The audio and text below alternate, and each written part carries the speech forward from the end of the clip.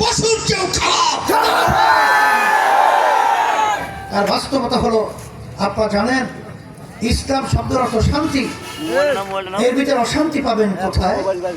ইসলামী নীতি আদর্শের মধ্যে এমন কথা রয়েছে, বিজাতি সংখ্যালঘু যারা রয়েছে তাদের জান মাল ইজ্জতের নিরাপত্তার ব্যাপারে ইসলাম বলেছে যে মুসলমানদের কাছে তাদের জান মাল নিরাপত্তার যেভাবে তাদের কাছে গুরুত্ব, ঠিক অন্যান্য বিজাতিদের জান মাল হেফাজত এবং সংরক্ষণের সেইভাবেই তাদের কাছে গুরুত্ব।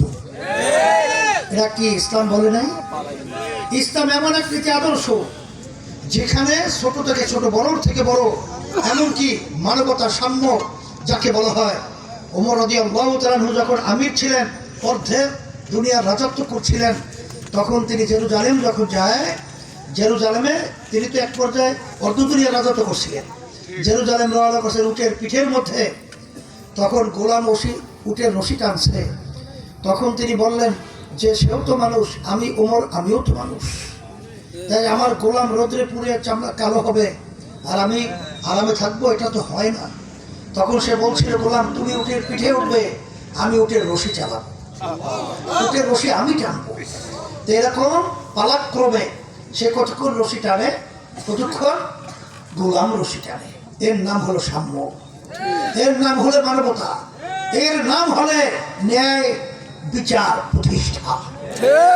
এই জন্য আমার ভাইদেরকে বলবো, আমার পর্দারে মা বোনরা যারা শুনছেন, আমরা বারবার 54 বছর ভোট দিয়েছি, নেতার পরিবর্তন করেছি, নীতির পরিবর্তন করি নাই।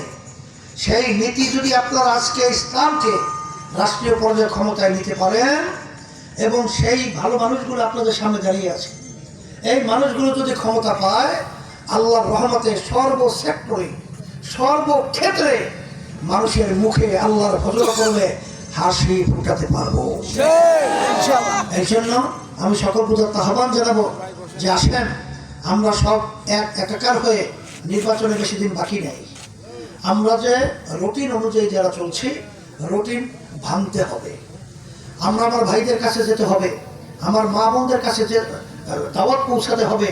যদি আজকে ইসলামের পক্ষে একটাই বাক্স আজকে বাংলাদেশে নির্বাচন করছে, সেই বাক্সের নাম হলো ইসলামী আন্দোলন বাংলাদেশ, হাত পাখা তার প্রতীক। যদি একটা ভোট ইসলামের পক্ষের বাক্সে বাড়ে, ইসলামের শক্তি বাড়ে। কথা ঠিক কিনা? আর ভোট তো পচার প্রশ্নই আসে না, কারণ এবার তো আবার আপার হাউস আছে। যদি আমাদের ভোটের পরিমাণ বাড়ে, আমাদের আপার হাউসে এমপি হবে।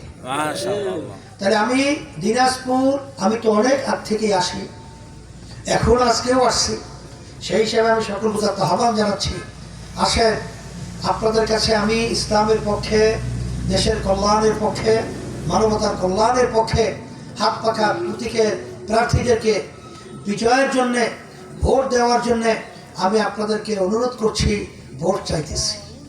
আপনারা কি করবেন তা জানি না, আমার দায়িত্ব আমি শেষ করছি।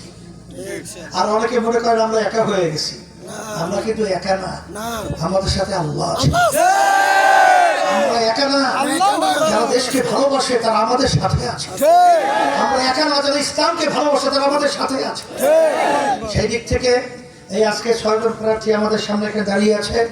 যেহেতু আপনার দিনাজপুর 1 বীরগঞ্জ আর কাহারুলে অ্যাডভোকেট মোহাম্মদ চাঁদ মিয়া, এই চাঁদ মিয়ার হাতে আমি হাত পাখা উঠিয়ে দিলাম শান্তির প্রতীক, আল্লাহ কবুল করুক। এরপরে মাওলানা রেদওয়ানুল করিম রাবি, দিনাজপুর 3 সদর, 2 একটা টিলেক্স, ও উপরে, ও পরে আসুন না। আপনাদের সেটা উপজেলা ভাইস চেয়ারম্যানও ছিল, সে কেমন ছিল আপনারা তো জানেন। আল্লাহর রহমতে সে যদি এমপি হতে পারে, আপনাদের মুখে আল্লাহর রহমতে হাসি ফুটাতে পারবে ইনশাআল্লাহ। 3 আসন মুফতি খায়রুজ্জামান আর আন্দোলন সেক্রেটারি হাতে আপনাকে উঠিয়ে দিয়ে আপনাদেরকে সামনে হিসেবে রেখে গেলাম।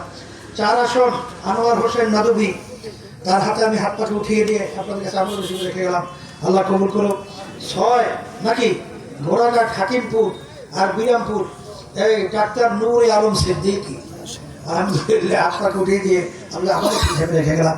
আল্লাহ রাব্বুল আলামিন আপনাদের সবাইকে ভালো রাখুন। আমরাও দোয়া চাই, আমরাও দোয়া করি, আল্লাহ যেন আমাদের